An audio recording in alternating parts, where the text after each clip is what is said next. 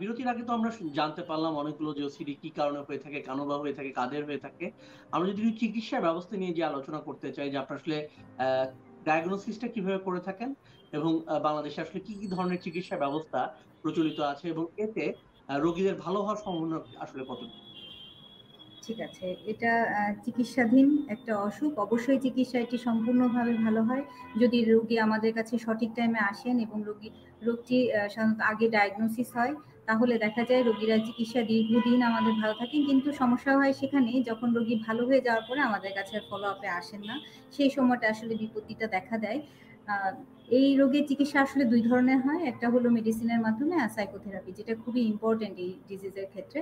সাইকোথেরাপির ক্ষেত্রে যে চিকিৎসাটি আমরা প্রচলিত আছে এখন পর্যন্ত সেটাকে আমরা এক্সপোজার অ্যান্ড রেসপন্স প্রিভেনশন বলি, যেটা বহুল প্রচলিত এবং এটা খুবই পরিচিত একটি চিকিৎসা। যে রোগীদের যে জিনিসের প্রতি ভীতি থাকবে সেই ভীতির প্রতি আমরা তাকে এক্সপোজ করব, যে আপনার এখানে ময়লা লেগে আছে, এখানে আপনাকে এক্সপোজ করব, এই ময়লাটা আপনি ধরবেন। ধরলে যে তার তীব্র একটা এংজাইটি হবে বা ডিস্ট্রেস হবে, সেই এংজাইটি নিয়েই সে কিছুক্ষণ থাকবে। হ্যাঁ, এবং রেসপন্স প্রিভেনশন জিনিসটা কি, এই যে তার ময়লা লেগে আছে এটা ভাবার পরে তার যে তীব্রভাবে হাতটা ধুতে ইচ্ছা করবে এটাকে সে প্রিভেন্ট করবে, এটাকেই বলে রেসপন্স প্রিভেনশন। তো এই রোগীটাকে যে জিনিসটা তার ভীতি আছে বা তার মনে হচ্ছে যে এই জিনিসটা করলে তার এই সিকোয়েন্স হবে, এই কাজটা করলে তার এইটা হবে, তাকে ওই জিনিসটার প্রতি এক্সপোজ করা এবং তার রেসপন্সটাকে প্রিভেনশন করা। এটা একটি দীর্ঘমেয়াদী চিকিৎসা, আসলে একদিনে এটা হয় না। এটা আমরা স্টেপ বাই স্টেপ পেশেন্টদেরকে করে থাকি। এছাড়া মেডিকেশনের মাধ্যমে ২টা চিকিৎসা যদি আমরা যাদের মাত্রাটা খুব সিভিয়ার থাকে তাদের ক্ষেত্রে চালাই, তাহলে দেখা যায় রোগী দীর্ঘদিন পর্যন্ত ভালো থাকে। এটা আসলে কতদিন পর্যন্ত পেশেন্টকে ওষুধ খেতে হয় বা এটা কি যে ২ বছর খেলো বা ৩ বছর খেলো এরপরে পেশেন্ট ভালো হবে, রেসপন্স ভালো করবে এরকম কোনো আ আ আ ব্যবস্থা হ্যাঁ, আছে কিনা? অবশ্যই রোগীর সিভিয়ারিটি, সিম্পটম সিভিয়ারিটি কেমন কমছে, ফলো আপে আসার পর তার সিভিয়ারিটি কেমন করছে এবং রোগী সিম্পটম ফ্রি আসলে কতদিন থাকছে। সে কি ওষুধ সহ বা ওষুধ ছাড়া সিম্পটম ফ্রি ৬ মাস বা ১ বছর থাকছে কিনা, তার আরো কোমরবিডিটি আছে কিনা বা এই ধরনের কোনো স্ট্রেস ফ্যাক্টর আছে কিনা তার লাইফে, যে এই জিনিসটা আবার বেড়ে যেতে পারে। ধরেন ওসিডি রোগী আমরা ওষুধ বন্ধ করে দিলাম, ভালো হলো, সে হঠাৎ প্রেগনেন্ট হয়ে গেল বা তার লাইফে এমন কোনো একটা স্ট্রেস আসলো যেটাতে তার এই ওষুধটা আবার অ্যাগ্রাভেট করতে পারে। সেই বিষয়গুলো আসলে মাথায় রেখে আমাদের ওষুধ চালাতে হয় এবং স্ট্রেস ফ্যাক্টর যাদের কাছে কোমরবিডিটি থাকে বা তাদের কাছে ওষুধ অ্যাডজাস্টের একটা ব্যাপার থাকে তাদের ক্ষেত্রে দেখা যায় আমাদের দীর্ঘমেয়াদী একটি চিকিৎসা চালাতে হয়। সাধারণত আমরা দেখা যায় যে রোগী আসলে সিমটম ফ্রি কতদিন থাকছে সেটার উপরে আমরা ওষুধ বন্ধের একটা ডিসিশন নিই। কিন্তু দুঃখজনক হলেও সত্যি যে রোগী সিমটম ফ্রি থাকলে আসলে আমাদের কাছে তেমন একটা আসে না।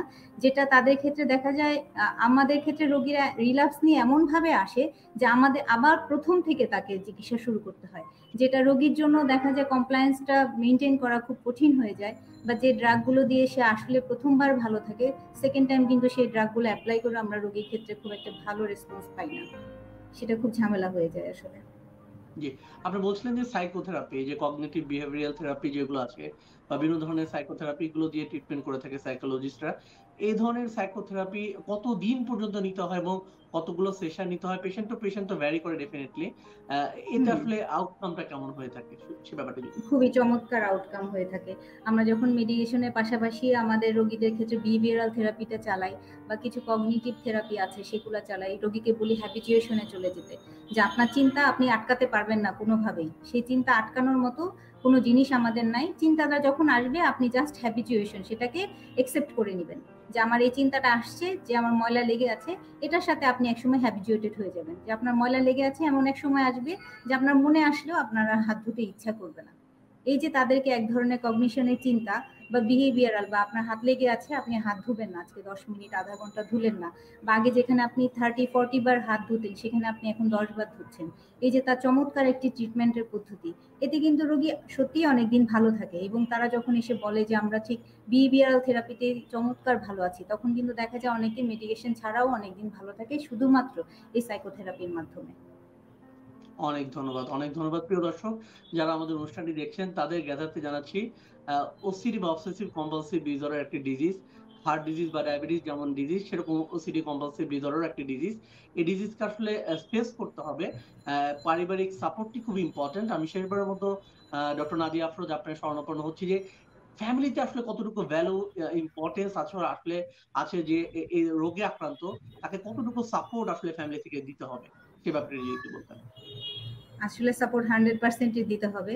প্রথমত আপনি আপনার পার্টনার বা বাবা-মা বা সন্তানের ক্ষেত্রে রোগটা কিরকম সেটা আগে বুঝতে হবে আসলে ওসিডি রোগটা কি। অনেকে সেটাকে মনে করে যে আমি তো ধুচ্ছি না, তুমি কেন ধুচ্ছো? এরকম ফালতু চিন্তা তুমি কেন করছো? এটা কিন্তু রোগীর জন্য আসলেও খুব কষ্টদায়ক। যে আসলেও তো আমি ফালতু চিন্তা করছি। তার মানে আমার এই কষ্টটা কেউ বুঝতে পারছে না। হ্যাঁ? অনেক সময় দেখা যায় ধোয়ার পরিমাণ এত বেশি থাকে যে বাচ্চা-কাচ্চা ঘুমিয়ে যাচ্ছে, মা ধুয়েই যাচ্ছে। এই যে তাদের মধ্যে একটা ডিস্ট্রেস তৈরি হয় বা হাসব্যান্ড ঘুমিয়ে যাচ্ছে, ওয়াইফ ভাবছে যে বিছানায় ময়লা লেগে আছে, তার সারা রাত ঘুমই হলো না, এরকম একটা চিন্তা। বা দেখা যাচ্ছে যে কোথাও তার গ্যাস স্টোভটি বন্ধ হলো না, সে সারা রাত উঠে উঠে চেক করছে। হ্যাঁ, ঠিক আছে, অনেকে ভাবছে যে রান্নাটা আমাকে নিজে করতে হবে, অন্যরা করলে ঝামেলা হয়ে যাবে, এই যে তার চিন্তা, রাতে ঘুমই হচ্ছে না। সেক্ষেত্রে আগে পারিবারিক এডুকেশনটা খুব ইম্পর্টেন্ট। অসুখটা কি, তাকে কিভাবে আসলে হেল্প করা যায়, বা এই যে তার রেসপন্স প্রিভেনশনের সময় যে পরিবারে একটি বিশেষ ভূমিকা আছে, বা নির্দিষ্ট টাইমে তাকে ওষুধ খাওয়ানো, বা ঠিক আছে ময়লা লেগে আছে, তোমাকে ডাক্তার বলেছে এখানে তুমি হাত না ধুয়ে থাকবে, বা এই কথাটাও মনে করিয়ে দেওয়া, এটাও কিন্তু অনেক বড় ধরনের একটা সাপোর্ট। এবং ভালো হয়ে গেলে তাকে আমাদের কাছে নিয়মিত নিয়ে আসা, ডাক্তারের কাছে নিয়ে যাওয়া ফলো আপে, বা তার উন্নতিটা যে হবে তাকে এই আশ্বাসটুকু দেওয়া, এটাও কিন্তু খুব জরুরি ব্যাপার, যেটা আমাদের দেশে এখন পর্যন্ত এতটা এস্টাবলিশ না, কিন্তু আশা করছি যে ভবিষ্যতে এই রোগীর ক্ষেত্রে, এসব রোগীদের ক্ষেত্রে ওসিডি রোগীর ডিস্ট্রেসটা খুব ভয়ঙ্কর হয়, যে সে বুঝতে পারে যে তার যে চিন্তাটা আসছে আসলে সেই চিন্তাটা ভিত্তিহীন, এবং যে সে কাজটা করছে এটাও ভিত্তিহীন, কিন্তু সে চিন্তাটাকে আটকাতে পারছে না। এই ধরনের একটা চিন্তা কিন্তু রোগীর জন্য খুবই ভয়ঙ্কর ভাবে কষ্ট দেয় তাকে। এবং তারা অনেক সময় দেখা যায় এসে অসহায়ের মতোই আমাদেরকে বলে যে আমাকে এই চিন্তা থেকে আসলে মুক্তি দেন। অনেকে ইমেজ দেখে চোখের সামনে, অনেক ধরনের অদ্ভুত দৃশ্য দেখে, বা অনেকে বলে যে তারা অনেক ধরনের অশ্লীল দৃশ্য দেখছে চোখের সামনে, যেটা সে চাইলেও বন্ধ করতে পারছে না, অনেক কিছু দেখছে। সেক্ষেত্রে তারা বলে যে আমাদেরকে আসলে এই পৃথিবীতে বেঁচে থেকেই কোনো লাভ নেই, আমাদেরকে এই কষ্ট থেকে আসলে মুক্তি দেওয়া উচিত। ভীষণভাবে কষ্ট পায় এবং পরিবারের ক্ষেত্রে অনেক ইম্প্যাক্ট ফেলে। তাদের পারিবারিক, সামাজিক, ওয়াইফকে নিয়ে বা হাজবেন্ডকে নিয়ে ওয়াইফ কোথাও যেতে পারে না, তাদের যে এই অসুখটা আছে বা তার ওয়াইফের যে প্রবলেমটা আছে সেটা বলতে চায় না, বা কোথাও খেতে বসলে তাকে আলাদা করে একটি প্লেট দেওয়া বা তার গ্লাসটি নিয়ে যাওয়ার সাথে করে, এটা কিন্তু খুবই অস্বস্তিকর একটা বিষয় পরিবারের লোকজনদের জন্য। তারা সাধারণত দেখা যায় যে পাবলিক গ্যাদারিং বা কোথাও গেলে খাওয়া দাওয়া থেকে বিরত থাকে, কিন্তু এটা যাদের বাসায় যায় বা কোথাও যায় সেটা কিন্তু অনেক ইমফেক্ট ফেলে, যে তার ওয়াইফ বা হাজবেন্ডটা হয়তো বা মিশতে চাচ্ছে না। ঠিক আছে, এক্ষেত্রে দেখা যায় পারিবারিক অনেক ঝামেলা হয়, কিন্তু আমরা যদি প্রথমে সেটা এক্সপ্লেন করে দিই যে আমার পেশেন্টটি আছে বা আমার পাশের মানুষটি অসুস্থ বা সেই রোগে ভুগছে, তাহলে দেখা যায় কিন্তু পারিবারিক সাপোর্ট এক্ষেত্রে খুবই গুরুত্বপূর্ণ ভূমিকা পালন করে।